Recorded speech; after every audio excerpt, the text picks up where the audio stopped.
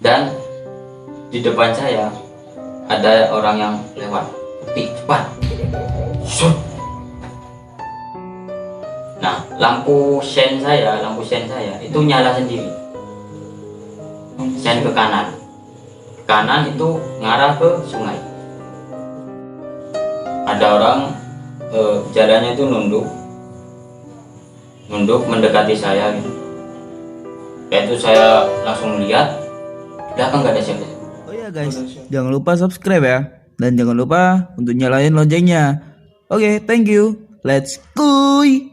Hai, what's up guys? Balik lagi dengan gua si Fahir Baladrauf.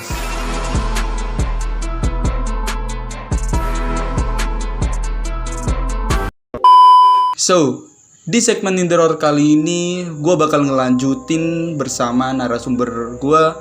Di part 1 kan kita udah ngebahas tentang rumah angker yang udah ditempatin Ibra berpuluh-puluh tahun. Jadi sekarang kita bakal ngelanjutin part 1-nya dengan cerita yang berbeda.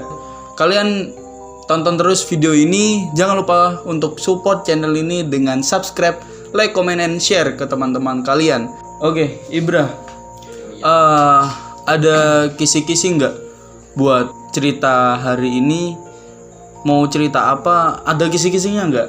Ya seperti yang dibilang di video kemarin itu, untuk apa? Video di perjalanan waktu saya ke Gunung Bromo, waktu perjalanan itu. Oh, oke. Jadi ada kisah mistis waktu kamu perjalanan di gunung ya, Gunung Bromo ya. Oke. Perjalanan berangkat. Oke guys, jadi tanpa lama-lama lagi, tanpa basa-basi lagi, kita langsung ke videonya. And kita masuk ke segmen Inderor, In The Room Horror.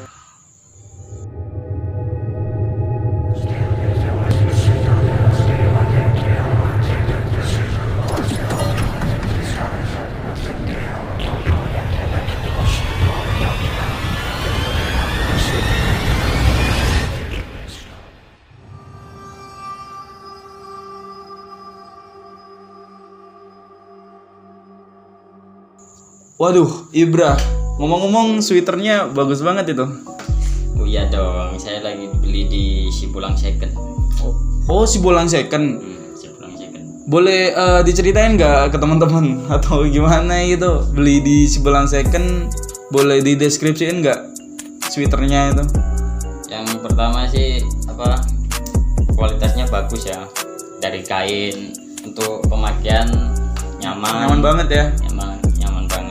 Dan aman terpercaya banget ya, bisa kirim dari Sabang sampai Merauke ya. Ya, Terus ini ori nggak ya?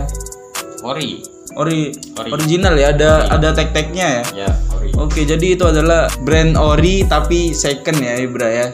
Jadi buat kalian yang mau tampil keren kayak Ibra, kalian jangan lupa beli crew neck atau hoodie pakaian brand second di Sibolang Second. Gue bakal naruh linknya di deskripsi ya, link pembelian di deskripsi. Jangan lupa untuk follow IG-nya sibolang.2nd. Nanti gue bakal sertain linknya di deskripsi. Oke, kita langsung ke videonya. Perkenalkan, nama saya Ibra. Saya akan menceritakan pengalaman horor saya waktu perjalanan ke Gunung Bromo. Nah, jadi pertama ini biasa kan kalau kita ngecamp di gunung itu pasti ke rumah siapa ini untuk berangkat bareng. Sebenarnya bukan perjalanan ke Gunung Bromonya yang ada hal mistisnya, melainkan perjalanan waktu ke rumah teman saya. Yaitu hampir dekat ke Gunung Bromonya. Nah, jadi saya lagi perjalanan ke rumah teman saya dan jalannya itu benar-benar kecil, hanya bisa dilewatin satu motor saja, kecil, dan sebelah kanan itu ada sungai besar. Dan itu kata orang-orang saya itu airnya dalam dan banjir juga, posisinya itu setelah hujan ya. Dan jadi jalan-jalannya itu banyak lumpurnya, becek ya, dan licin juga karena jalan cuma hanya bisa dilewatin satu motor. Kira-kira jarak jalannya sama sungai itu kira-kira berapa? 2 jengkal lah. 2 jengkal. 2 jengkal gini. Ya, sangat mepet sekali. Jadi harus hati-hati, dan itu becek, jadi kan bukan takut sama penunggu-penunggu situ, melainkan jatuh ke sungai kan bahaya juga. Oke. Nah, jadi awalnya itu kalau nggak salah saya ada videonya. Oh, ada videonya. Ada videonya. Oke. Nanti Cuman nggak tahu kerekam apa enggak. Oke. Jadi nanti gua izin nayangin di Boleh, YouTube. boleh. Gak apa-apa kan? Ya? Boleh. Nah, itu pertama-tama itu cuman hanya ada suara-suara. Oh ya, dan waktunya saya lupa nunjukin. Itu waktunya setelah sekitar jam 6 lah. Jam 6 malam. Ya, Oh, berarti masih sore. oh sore, iya. Jadi ini ya. Maghrib lah ya. Maghrib. Waktu maghrib. Nah, itu saya lagi jalan itu saya mendengar kayak ada suara yang lempar di semak-semak. Itu kan jalan sungai, sini tuh semak-semak gitu, semak-semak belukar gitu. Nah, itu di situ saya mendengar kayak ada yang lempar.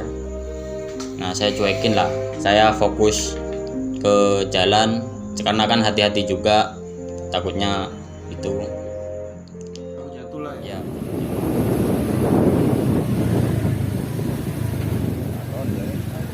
ya.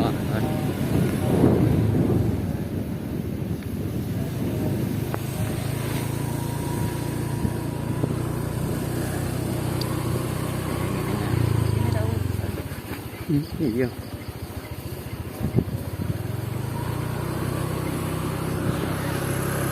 Nah, setelah itu gak lama itu muncul lagi suara itu, suara Orang lemparan. ya orang kayak ngelempar gitu.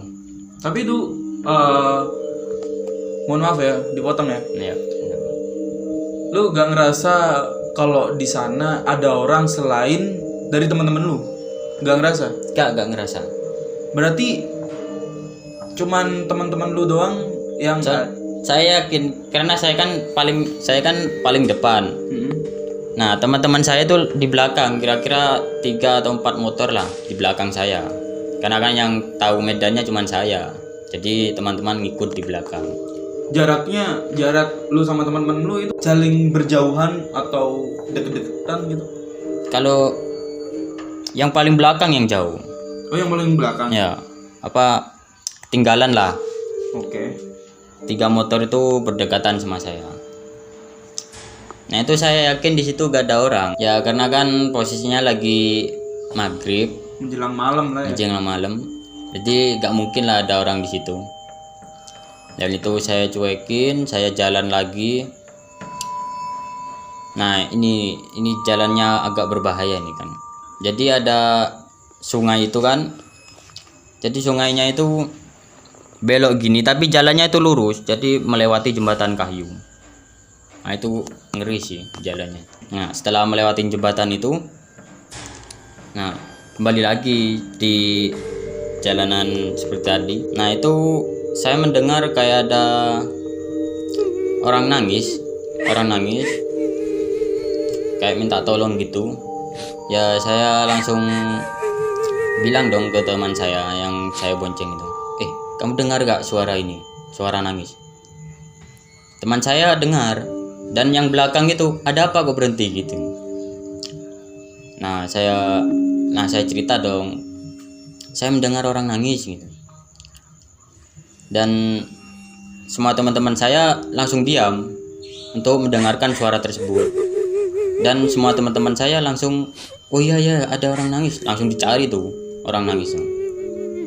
Siapa tahu kan takutnya ada kecelakaan atau apa, dicari dan itu gak ada siapa-siapa.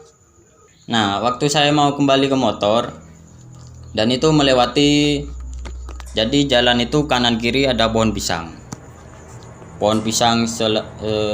kira-kira 5 meteran lah, itu pohon pisang semua. Nah, di tengah-tengah pohon pisang yang di sebelah kanan itu ada muncul pocong gitu. Sosok pocong. Ya, sosok pocong langsung kayak ngintip gitu loh, ngintip gitu. Cuman mohon maaf ya, ngintipnya itu lama banget atau sekelas doang? Ada mungkin 3 detikan kira-kira ya. Jadi lihat, setelah itu kembali gitu. Bisa dideskripsiin nggak Ibra? Gimana? Bentuk pocongnya itu gimana, jelas kah gitu, mukanya gimana gitu? Kalau mukanya sih saya gak terlalu ngelihat ya, karena bentuknya itu kayak pocong, jadi otomatis saya sama teman-teman saya langsung lari. Oke. Nah setelah saya ke motor, saya langsung kan lari gitu, cuman ya hati-hati juga karena jalannya seperti itu. Nah waktu saya sudah nyampe di rumah teman saya, dan itu ya saya yang lihat pocong itu lumayan dekat sudah sama rumah teman saya. Nah saya sudah nyampe, saya langsung cerita gitu. Saya melihat ini. Nah teman saya itu langsung bilang gini, ayo kita samperin. Langsung kaget dong saya sama teman-teman saya, kok disamperin sih kayak gini. Terus akhirnya saya dan teman-teman saya memberanikan diri, kita samperin. Kita itu gak bawa motor, yang niatnya kita mau ke gunung malah ke tempat itu, ke pohon-pohon pisang itu, tempat pocong. Oke, jadi saya sama teman-teman saya itu langsung nyamperin, dan saya tunjukkan di sini tempat saya ngelihat pocongnya itu. Nah waktu saya perjalanan ke sana, kayak ada suara langkah kaki di semak-semak, serak. Merinding lagi bos. Itu merasanya suara langkah kaki bukan, mohon maaf ya, nggak positive thinking, oh itu teman saya gitu. Karena lagi ngumpul. Oh itu udah ngumpul. Jadi ngumpul. Otomatis nggak bergerak dong ya? Iya. Jadi itu ngumpul, perjalanan tuh ngumpul sudah. Ngumpul, dan itu saya lagi di pinggir sendiri, paling pinggir lah. Itu saya jelas serak. Dan itu saya ngiranya ya hewan lah atau apalah. Jadi lanjut. Dan pocong itu muncul lagi di pohon pisang lagi. Iya, tapi munculnya bukan di bawah, di atas. Saya ngiranya itu kuntilanak loh, padahal. Dan kalau kuntilanak bentuknya ya kalian tahu lah, ada rambut panjang gitu. Okay. Dan itu gak ada, ya kayak pocong sudah di atas. Langsung teman saya ngelihat itu udah lari ke rumah teman saya lagi, dan itu mau ke gunung itu untuk camp. Nah setelah itu saya dan teman-teman saya itu langsung kembali lagi ke rumah teman saya itu, dan disitu udah bingung campur takut. Untungnya nggak ada videonya itu waktu ngerekam pocongnya, karena kan sudah agak fokus sama HP, udah ketakutan lah ya. Udah ketakutan. Gila itu, jadi tempatnya gelap, dekat sungai, yang sungainya dalam, ngeri bos. Dan nah setelah itu kita lanjut lagi untuk perjalanan ke Gunung Bromo itu. Nah itu untungnya di situ jalan nggak cuma di situ lewatnya, maksudnya. Jadi ada jalan lain yang muternya cukup jauh. Jadi ya lewat situ aja daripada ketemu lagi dan memakan korban kan, bahaya juga. Iya. Nah itu waktu perjalanan nyampe itu di Bromo tuh gak ada apa-apa. Nah pulangnya ini ada lagi. Mohon maaf Ibra. Jadi waktu lu udah ngecamp itu kan udah di perjalanan ya, di perjalanan itu lu ngecamp berapa hari?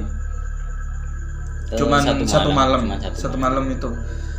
Waktu ngecamp itu lu gak digangguin sesosok makhluk apa gitu kayak waktu udah di tempat camp? Oh ya, aku ingat. Dan itu sudah malam ya, kira-kira tengah malam lah. Dan itu kan aku kan kebelet kencing. Jadi saya keluar ke tenda. Saya kencing di semak-semak. Nah, itu ada suara orang ketawa. Orang ketawa. Iya, orang ketawa. Posisinya lu gak ada teman-teman lu gak ketawa kayak gitu? Gak ada, Gak ada. gak ada. Itu udah sepi gitu. Sepi. Yang lain tidur ya, ada cuman satu dua orang yang nggak tidur. Cuman kan itu tenda sama tempat saya kencing itu agak jauh. Posisinya lu berapa orang gitu? Sendiri. Karena kan saya gak enak. Teman-teman lu maksudnya berapa orang itu? Anggota camp? Kira-kira kalau satu rombongan itu 8 orang. 8 orang. 8 orang. Oke, jadi 8 orang ya? Ya, 8 orang. Itu waktu lu kencing, waktu lu buang air kecil, lu bawa orang nggak? Bawa teman lu nggak? Waktu lu ada di waktu lu kencing, mohon maaf. Niatnya saya mau minta temenin gitu, karena saya gak enak teman saya lagi tidur kan. Oke. Ya sudahlah, saya beranikan diri kencing sendirian.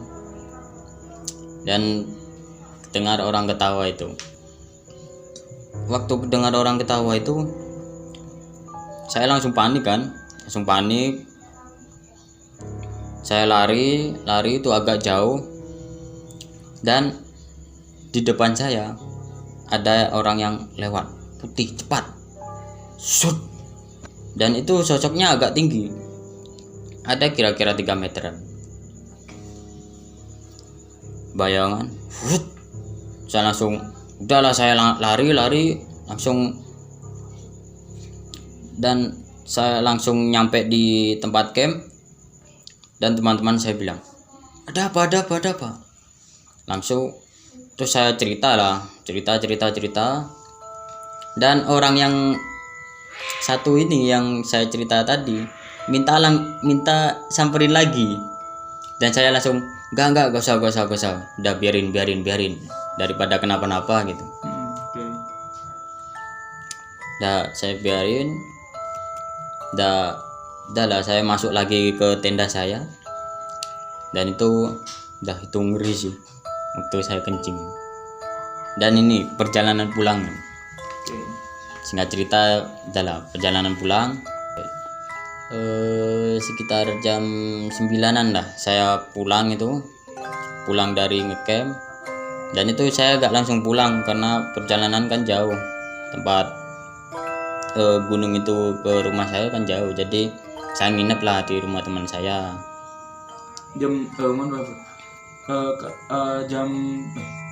Berarti jam 9 pagi ya? Ya, jam 9 pagi itu udah pulang, turun, nah ke rumah teman saya lah nginap gitu. Di daerah kaki Gunung Bromo? Ya, di daerah kaki itu, karena kan jauh, capek juga kan. Nah, nginap. Dan itu niat saya untuk pulang hari berikutnya, pagi hari berikutnya. Karena ada kepentingan, jadinya saya pulang sekitar jam 10, jam 11 malam. Oke. Saya pulang itu ada kira-kira 2 jam lah perjalanan dari rumah teman saya ke rumah saya. Nah, itu posisinya saya pulang. Nah, saya kalau lewat muter itu agak jauh dan saya nggak hafal jalannya. Jadi saya lewat ya itu tempat tadi itu. Tempat lu lihat pocong? Ya mau nggak mau sudah. Jadi lewat situ, dan itu saya sendiri. Pulang posisinya lagi saya sendiri, dan itu jalanan gelap banget. Sumber cahaya cuman dari lampu motor saya. Nah, waktu awal perjalanan itu ya gak ada apa-apa, fine-fine aja gitu. Nah, waktu di pertengahan ini saya ngerasa motor itu berat, kayak ada yang bonceng gitu, berat, dan saya berhenti tuh. Ada apa nih motor? Takutnya remnya atau apalah. Nah, saya cek ternyata motor saya gak apa baik-baik saja gitu. Nah saya lanjut lah. Nah ini yang menurutku agak aneh ya. Nah lampu sen saya itu nyala sendiri, sen ke kanan itu ngarah ke sungai. Saya kok nyala padahal saya nggak mencet sen sama sekali. Nah itu saya berhenti, saya matikan, saya bingung dong. Saya ngecek gak ada apa-apa. Dan itu waktu ngecek itu motor saya kan agak belokan ke kanan sedikit kan. Nah saya ngelihat di sumber lampu itu di sungai itu kayak ada orang ngambang di sungai. Nah saya kira mayat itu. Nah saya lihat lagi, saya senterin itu pakai senter sorot itu, gak ada orang sama sekali. Saya ngecek itu gak ada orang sama sekali. Nah saya campur panik, udah saya langsung tinggalin. Saya langsung udahlah, pokoknya saya harus nyampe di rumah gitu, karena penting juga. Nah setelah saya mau keluar dari hutan-hutan itu kayak tanaman-tanaman semak-semak itu nutupin jalan, dan itu salah satu-satunya jalan keluar gitu loh. Saya ingat banget waktu saya berangkat itu jalan itu di situ, dan itu sudah ketutup sama semak-semak itu. Dan itu saya panik, udah saya terobos saja ya. Semak-semak itu langsung saya gas, karena kan campur takut juga. Jadi saya gas. Nah waktu di tengah-tengah itu motor saya mogok. Nah waktu motor saya mogok, saya ngelihat spion kayak ada orang di belakang. Ada orang jalannya itu nunduk mendekati saya gitu. Dan itu saya langsung lihat di belakang gak ada siapa-siapa. Bisa dideskripsiin nggak Ibra? Orang yang lu lihat itu kayak gimana? Nah jadi bentuknya itu kayak orang pada umumnya, cuman saya lihat mukanya itu datar. Jadi mata, hidung, mulut itu gak ada. Nah kalian tahu kayak Slenderman itu kayak di luar negeri. Ya. Hampir mirip itulah. Dan itu kalau Slenderman itu kan tinggi, nah itu enggak biasa. Mungkin sama lah tingginya sama saya. Kayak orang pada umumnya lah ya. Dan itu jalan nunduk gini mendekati saya. Saya refleks langsung lihat itu gak ada siapa-siapa di belakang. Padahal di kaca spion itu jelas ada orang. Posisinya lagi panik, motor udah gak mau nyala-nyala, akhirnya saya dorong sambil saya starter. Dan itu untungnya motor nyala, jadi langsung saya gas, sudah keluar langsung dari hutan. Nah itu ngeri sih. Ngeri banget ya pasti. Perjalanan pulang sendirian, dah itu ngeri sih. Dan itu saya nggak ada pikiran untuk positive thinking kalau itu begal, enggak. Saya nggak ada pikiran buat kalau itu begal di belakang lo ya. Ya. Soalnya kan mukanya datar. Kalau kelihatan mukanya, nah itu baru ya. Baru lah. Terus lo refleks ngeliat gak ada orang. Nah itu gak ada orang juga. Iya oke. Nah itu setelah motor hidup langsung keluar, udah langsung perjalanan menuju ke rumah. Udah itu di perjalanan udah aman-aman aja. Sampai rumah. Dan itu saya di rumah langsung saya cerita lah pengalaman saya di perjalanan gitu. Ya, itu ngeri sih. Ngeri banget pasti. Ceritanya. Coba aja di posisi saya. Jadi itu doang ya Ibra, perjalanan waktu lo ngecamp di Gunung Bromo. Udah, jadi itu doang ya Ibra ya. Nah, itu aja. Gimana Ibra? Perasaan lu waktu ada di tempat? Pasti panik banget ya? Panik, udah ketakutan, Udah pikiran udah kemana-mana. Nah, Udah nyelamatin diri sendiri lah. Nah kalau misalkan lu mau ngecamp lagi di situ, lu mau nggak? Misalkan gua ngajak lu ngecamp lagi di situ, lu mau nggak? Kalau mau sih mau aja. Cuman Cuman aja asalkan jangan sampai ketemu yang kayak gitu-gitu lagi lah. iya, ngeri banget pasti ya. Ngeri. Oke. Gue penasaran sih, karena gue juga gak pernah sih ngecamp kayak gitu, apalagi ngedaki gitu. Gue penasaran banget. Lu bisa temenin gue gak kayak itu? Jadi gue sambil ngevlog gitu. Boleh. Oke, next konten insya Allah Iya, gitu ya. Kalau waktunya tepat lah Iya, oke. bisa. Oke Ibra, jadi thank you banget ya udah mampir lagi di channel Fire Baladraf. Jadi gitu perjalanan Ibra, cerita pengalaman Ibra di camping di Gunung Bromo. Lebih tepatnya Gunung Bromo ya? Iya. Bisa Bukan lah waktu perjalanan di Gunung Bromo, Iya. bukan ada di Gunung Bromonya ya? Ya yang ada di Gunung Bromo aja cuma itu. Waktu kencingnya. Ya, itu. Oke. Jadi thank you banget ya Ibra udah mampir lagi di channel Fire Baladraf di segmen Indoor ya. Ya, sama-sama. Mungkin kalau ada cerita-cerita terbaru tentang horor, pengalaman Ibra sendiri, bisalah gua ngundang lu lagi di sini. Oke. Boleh. Boleh ya. Oke, teman-teman. Jadi itu aja video di segmen Indoor kali ini.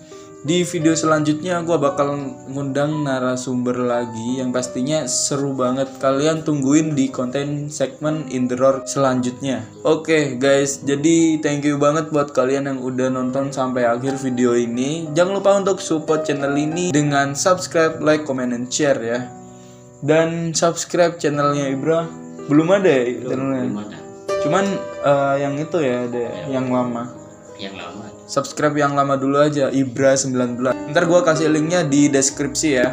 Oke, gua Fire Baladraf. Saya Ibra. Pamit cabut. See you next time. Bye bye.